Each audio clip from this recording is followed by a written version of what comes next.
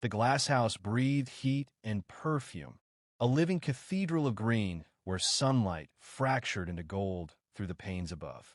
Eliza stood among the orchids, her gloved fingers trembling as she pretended to admire a bloom she had already memorized. Beyond the arch of palms, footsteps approached, measured, confident, unmistakable. She did not turn. She knew who it was before the air itself seemed to tighten around her lungs. "Run," the Duke's sister had whispered only moments earlier, her voice sharp with fear and urgency. "He's already chosen you." The warning still rang in Eliza's ears, a bell tolling for a fate she had never wanted. Chosen, as if she were a ribbon or a title to be claimed. As if the beating of her heart had not mattered the moment the Duke had fixed his gaze upon her. She forced herself to breathe. Running would only confirm suspicion. Running would be an admission. Instead, she counted the veins on the orchid's petal and steadied her hands. When the footsteps stopped behind her, she finally turned, lifting her chin with a composure she did not feel. He stood there, tall and dark against the green, his presence bending the space between them. The Duke of Ashbourne was not cruel by appearance. His eyes were thoughtful, his mouth restrained, his posture impeccable. That was what frightened her most. Men who shouted were easier to resist. Men who whispered made promises that wrapped like silk and tightened like wire. "Miss Eliza," he said, inclining his head, "I hoped I would find you here." She curtsied, the movement automatic, drilled into her bones by years of careful instruction. "Your Grace." The silence that followed was dense, heavy with all the things unsaid. Somewhere water trickled. Somewhere a bird sang. The world went on, indifferent to the way her future hovered on the edge of a single conversation.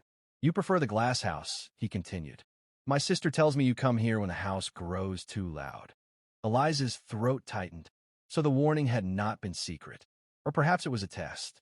"I find plants honest," she replied. "They bloom or they wither. They do not pretend." A corner of his mouth lifted, almost a smile. Honesty is a rare comfort. He stepped closer, and Eliza resisted the urge to step back. His coat smelled faintly of cedar and smoke. When he reached for her hand, she felt the world narrow to the warmth of his fingers around her own. "I will be direct," the Duke said. "I have no patience for games. My mother has pressed me to marry. The house requires an heir. I have observed the season carefully, and I have chosen." There it was. Chosen. The word landed like a verdict. Eliza met his eyes, searching for some sign of hesitation, some crack where refusal might live. She found none. Only certainty, calm and immovable. "Your Grace," she began, her voice steadier than she felt. "I am honored by your consideration. But He raised a hand, not unkindly, but firmly enough to stop her. "Hear me first. I know what you fear.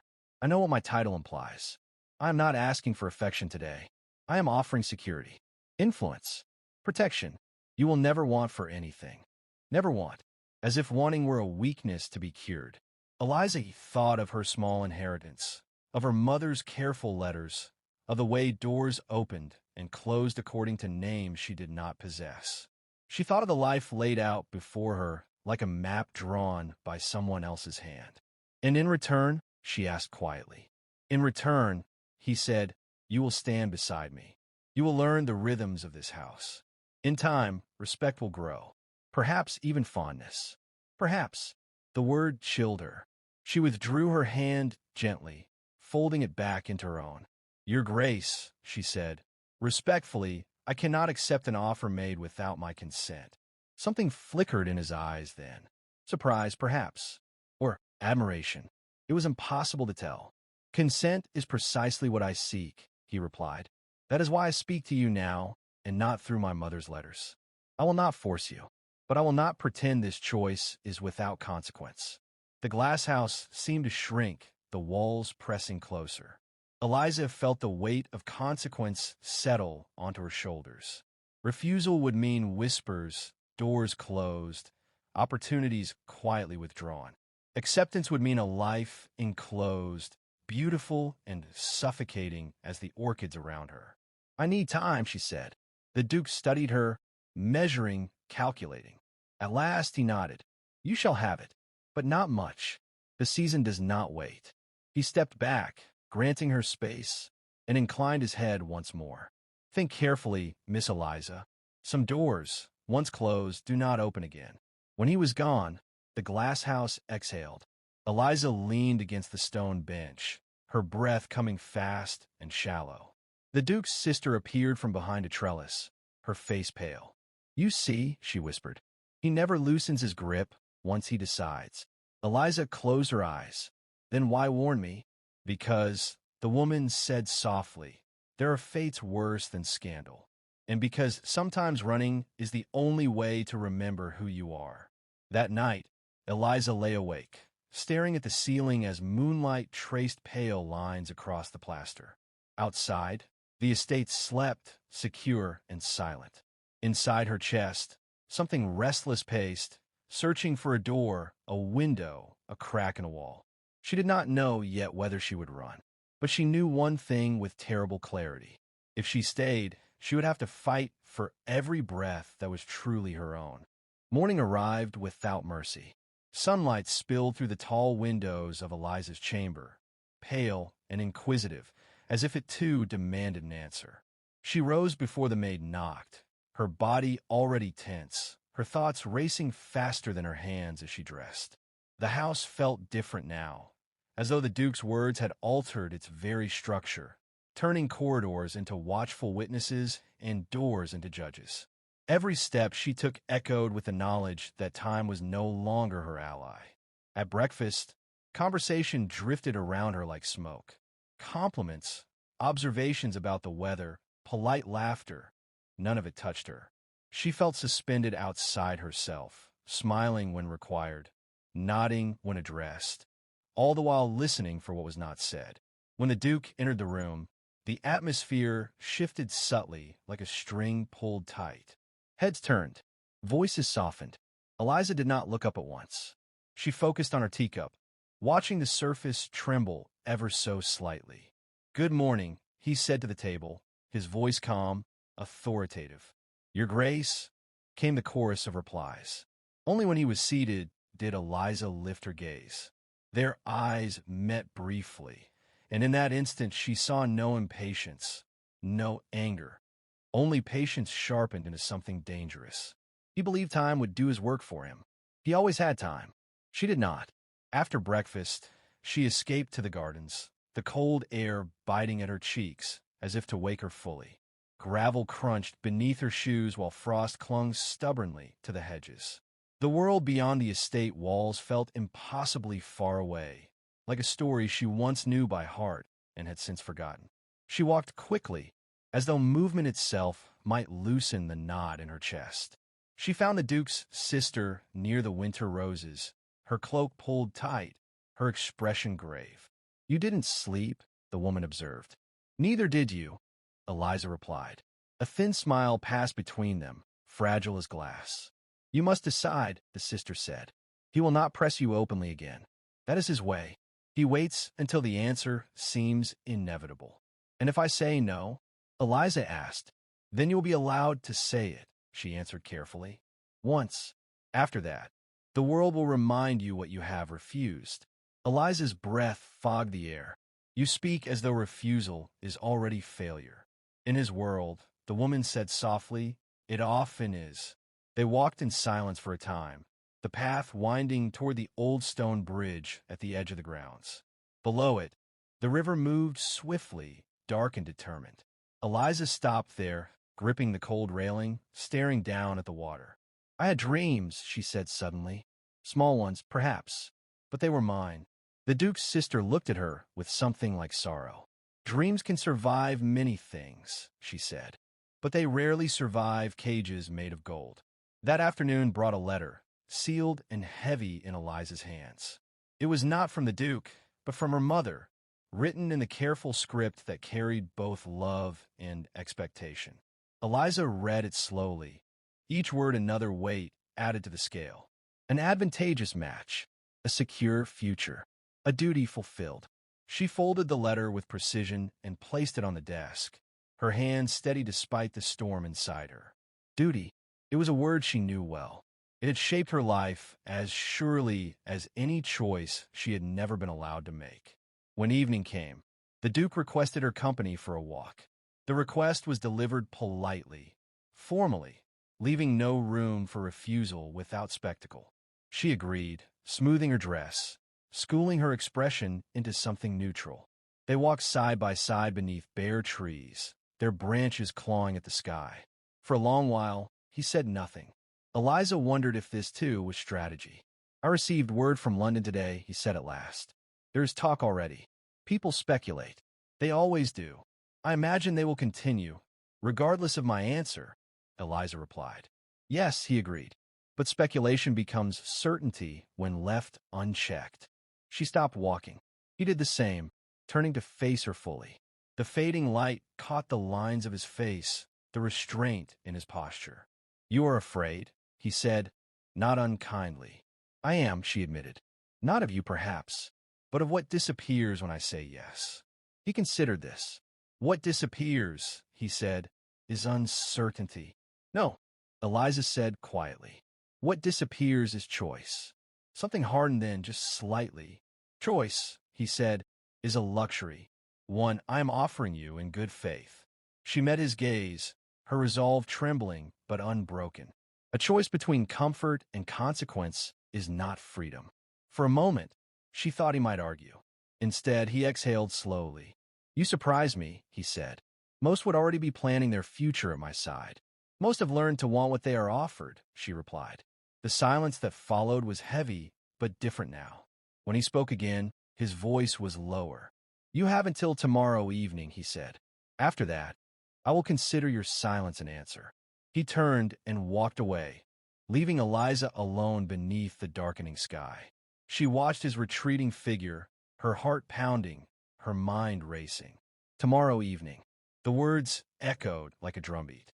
That night, she packed a small bag, just enough to matter, just enough to make the choice real. As she folded each garment, she felt fear and relief twist together, inseparable. She did not know if she would leave, but for the first time, she allowed herself to imagine the road beyond the gates. Outside, the wind rose, rattling the windows as if urging her on. Eliza sat on the edge of the bed, the bag at her feet, and whispered into the dark, not a prayer, but a promise to herself. Whatever she chose, it would be her own. Dawn crept in like a thief, pale and cautious, stealing the darkness piece by piece. Eliza sat awake, fully dressed, the small travel bag resting beside the door where she could see it. She had not slept. Each time her eyes closed, she saw two futures branching away from her. One smooth and polished, the other rough and uncertain, fading in a mist before she could follow it far enough to know whether it led to freedom or ruin. The house stirred slowly. Somewhere below, a door opened, footsteps passed, a servant murmured a greeting. Life continued with disciplined precision, unaware that within one of its rooms a quiet rebellion was being born. Eliza stood and crossed to the window. Beyond the frost-laced glass, the estate spread wide and orderly, every path designed, every hedge trained into obedience. Even the river, swift as it was, had been forced into a predictable course. She pressed her palm to the glass and wondered how many people had lived here without ever questioning the shape of their confinement. A knock sounded. Her heart leapt, sharp and immediate. She turned, smoothing her sleeves. "Come in." It was the Duke's sister. She closed the door behind her carefully, as if sealing them into a private world. Her eyes flicked to the bag, then back to Eliza's face. "So," she said softly, "you are preparing for war." Eliza almost smiled. "Or escape." The woman moved closer, lowering her voice. "If you leave, it must be soon. My brother rides to the lower estate this afternoon. Once he returns, he will expect an answer. And if I stay?" Eliza asked. "Then you will be very well looked after," she replied, "and very closely watched." Eliza took a steady breath. "Tell me the truth. Does he care for me at all?" The Duke's sister hesitated. "In his way," she said finally. "He respects strength. He admires resolve. But love, as you understand it, is not something he has ever needed." Eliza nodded. She had suspected as much. "Then if I go, she said. He will not forgive me. No, the woman said. He will not. Silence settled between them, thick but not uncomfortable. The sister reached out and pressed something into Eliza's hand. A small key, cool and heavy. The east gate, she said, is rarely used. There is a path beyond the trees that leads to the old road. If you are seen, I cannot protect you. Eliza closed her fingers around the key, feeling its weight sink into her palm. Why are you doing this? She asked. The woman's smile was sad but sincere. Because I once stood where you're standing, and I did not run. They embraced briefly, fiercely, then parted as footsteps approached in the corridor. The Duke's sister slipped away, leaving behind the faint scent of winter roses and a decision that could no longer be undone. Eliza waited until the house settled again. Then she lifted the bag, opened her door, and stepped into the corridor. Every sound felt amplified, the whisper of fabric, the soft click of her shoes against the floor. She kept to the servant passages, moving with care, her heart pounding so loudly she was certain it would give her away. At the stairs, she paused, listening. Voices drifted from below, distant and unconcerned. She descended, one step at a time, her breath shallow. At the bottom, she turned toward the east wing, where the light dimmed and the air grew colder. The door to the east gate loomed ahead, old and unadorned. Her hand shook as she fitted the key into the lock. For a moment, doubts surged, fierce and sudden. One turn of the wrist, and there would be no graceful return. No polite explanations. Only consequences. She thought of the Duke's steady gaze, of his certainty. She thought of the life that would close around her like a well-fitted glove. Safe, predictable, silent. She turned the key. The lock yielded with a soft, decisive click. Cold air rushed in as she pulled the door open, carrying with it the scent of earth and freedom. Eliza stepped outside, pulling her cloak tight, and closed the door behind her without looking back. The path beyond the trees was narrow and uneven, barely visible in the half-light. Branches snagged at her skirts as if trying to hold her, but she pushed forward, her pace quickening with every step. Fear surged, but beneath it ran something stronger, relief, sharp and exhilarating.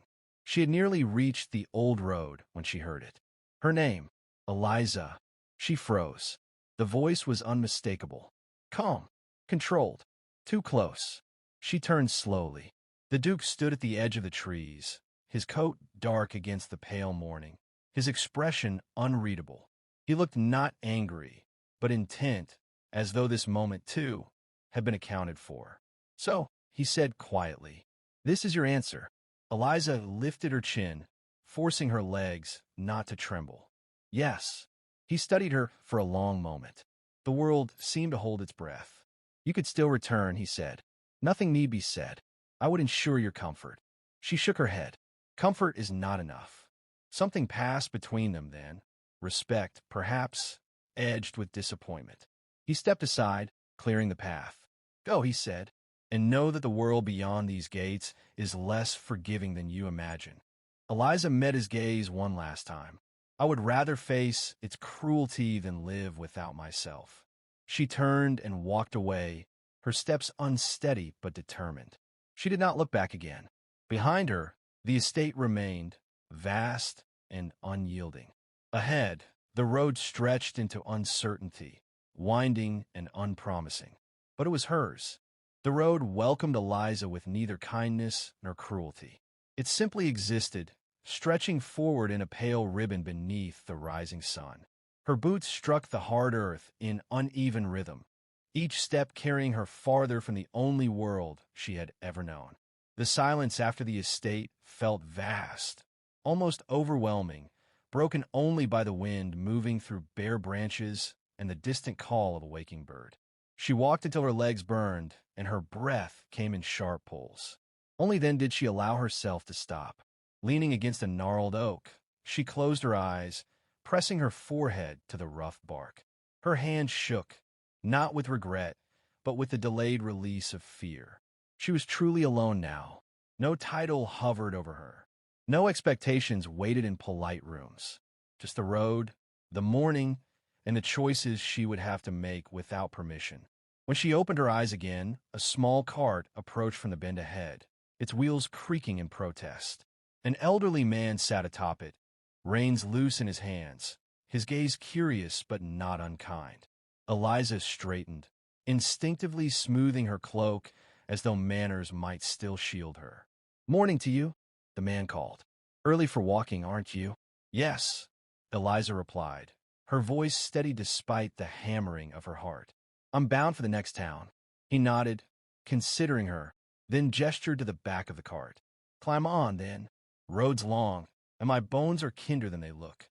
Gratitude flooded her so swiftly it nearly brought tears. She accepted his help, settling among sacks of grain that smelled of harvest and earth. As the cart lurched forward, she felt the last thread tying her to the estate finally loosen. The town emerged slowly from the mist. Low buildings, smoke curling from chimneys, life unpolished and immediate. Eliza had visited places like this before, but always as a guest, always with the assurance of return. Now, she stepped down from the cart with no such certainty, her purse light, her future unmarked. She thanked the man and watched him go, then turned to face the narrow street ahead. People moved around her without ceremony, their lives intersecting briefly with hers before continuing on. No one bowed, no one stared. She was invisible, and the realization was both terrifying and exhilarating. By midday, hunger gnawed at her. She entered a small inn, the smell of bread and stew wrapping around her like a promise. The innkeeper eyed her plainly, assessing. Eliza met the look without flinching. "I can pay," she said, setting a coin on the counter. "And I can work." The innkeeper raised an eyebrow, but nodded. "Rooms need cleaning. Tables need wiping. Food's yours if you earn it." Eliza rolled up her sleeves. The work was harder than anything she had known. Her hands ached, her back protested, and her breath came fast as she scrubbed and carried and lifted. But with every task, something within her settled. Each completed chore was proof that she could exist on her own terms, however modest those terms might be. That evening, she sat by the hearth with a bowl of stew cradled in her hands. The warmth seeped into her bones, banishing the chill of the morning. Around her, voices rose and fell.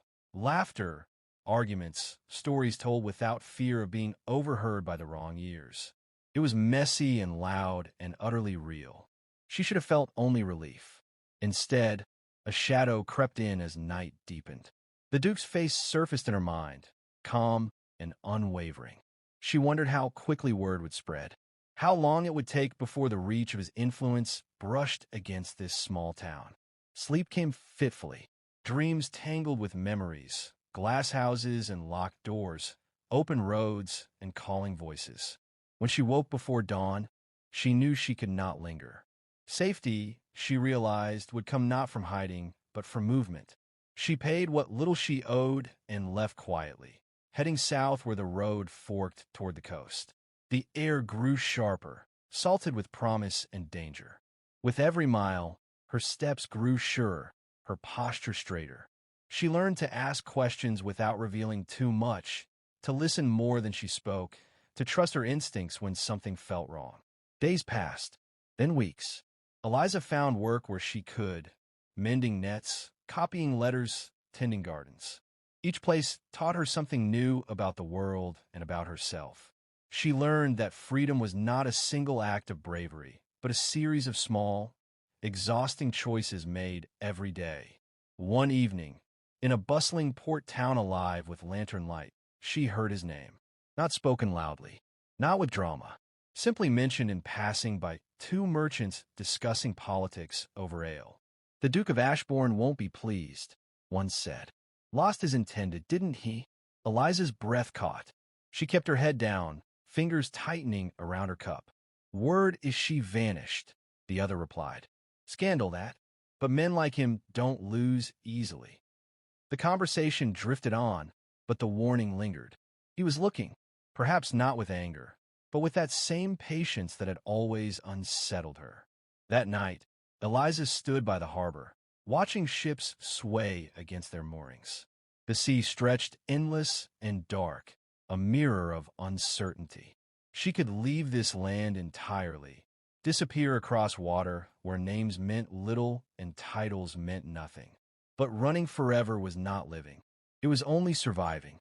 She squared her shoulders, decision forming. Not to flee blindly, but to build something that could not be taken from her.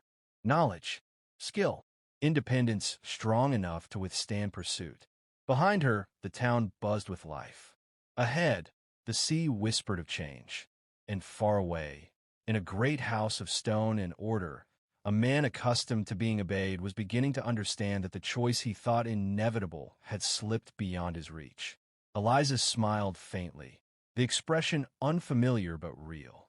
For the first time, the future did not feel like a sentence. It felt like a challenge. The sea changed Eliza before she ever set foot upon it. Standing at the harbor's edge in the early hours, she felt its pull like a living thing, steady and indifferent, promising neither safety nor mercy. Ships groaned against their ropes, lanterns swayed, and men shouted orders in rough voices that carried the weight of salt and distance. This world did not ask who she was or where she came from. It only asked whether she could endure. She found passage on a modest trading vessel bound south along the coast, paying with nearly all she had left and offering her labor in exchange for food. The captain was a woman with weathered skin and sharp eyes, unimpressed by explanations but attentive to effort.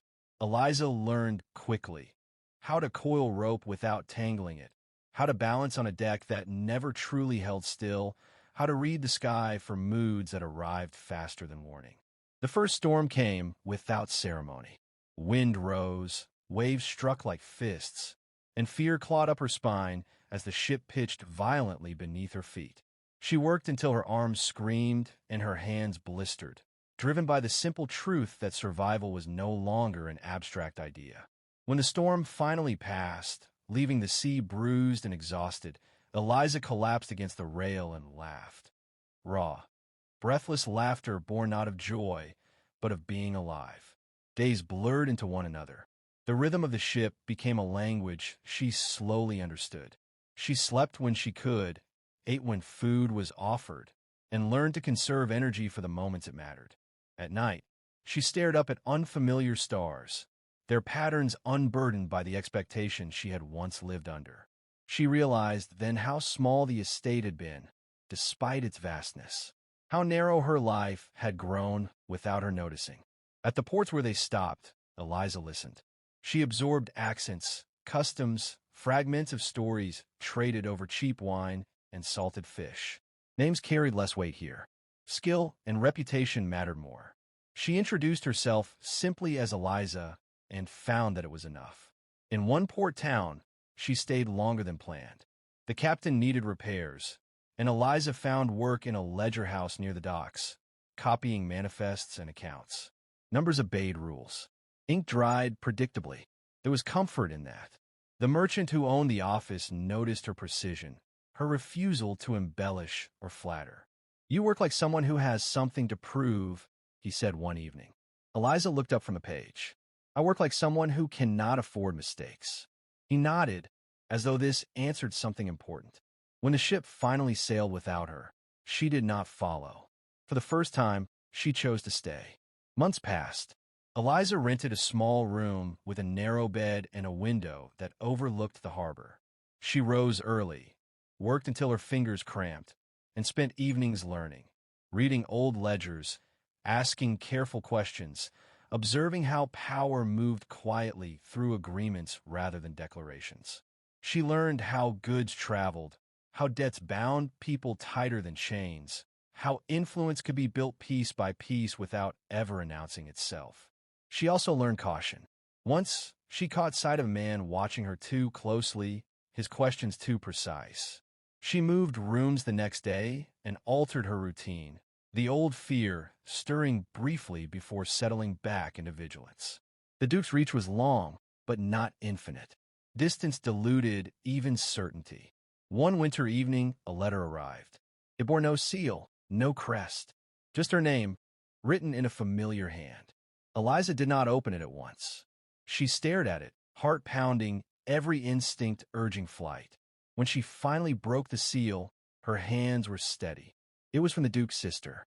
She wrote of change, of the estate quieter now, of her brother more withdrawn, of a world that had not ended despite dire predictions. She did not ask Eliza to return. She did not apologize. She simply wrote, "I hope you are alive in the way you wish to be." Eliza folded the letter carefully and placed it beneath her pillow. She slept deeply that night, untroubled by dreams. Spring brought opportunity disguised as risk. A consortium of traders sought someone to manage accounts for a longer voyage inland, through territories less stable and more profitable. It meant leaving the coast, abandoning the safety of familiar routes. Eliza hesitated only briefly before agreeing. The journey tested her differently. Roads replaced waves, but uncertainty remained constant. Bandits were rumored. Politics shifted without warning. Eliza learned to negotiate, to read faces across tables, to recognize when silence carried more power than speech. She made mistakes and corrected them. She lost money once and recovered twice over. Slowly, her name began to circulate, not loudly but reliably. One evening, in a city whose spires caught the sunset like flame, she received another piece of news. "The Duke of Ashbourne has withdrawn from court," someone remarked casually over supper. "Ill health, they say, or disappointment." Eliza felt the old thread tug, faint but present. She acknowledged it without allowing it to pull her backward. The man he was remained. The world he represented still existed, but it no longer defined her boundaries. Years layered themselves quietly over her life. Eliza became indispensable in ways that did not announce themselves. Contracts bore her handwriting. Decisions waited for her assessment. She hired others, taught them what she had learned, watched them grow confident under her guidance. Power, she discovered, was most durable when it was shared carefully. One afternoon, as she reviewed accounts in a sunlit office far from the sea, a young woman stood hesitantly at the door. "I was told you might have work," the girl said. "And advice." Eliza looked up and smiled, seeing in her the echo of someone she had once been, uncertain, hopeful, afraid. "Come in," she said. "Tell me what you need." As the girl spoke, Eliza listened with patience earned through survival. She realized then that her escape had not been an ending, but a beginning that continued to unfold, demanding courage again and again in quieter, harder ways. That evening, alone in her rooms, Eliza opened the window and let the city's sounds wash over her. Somewhere, choices were being made without her consent. Somewhere else, doors were closing and opening beyond her reach. But here now, she stood within a life she had built deliberately, imperfectly, and entirely her own. She extinguished the lamp and sat in the dark, unafraid. Freedom, she understood at last, was not the absence of pursuit. It was the presence of self,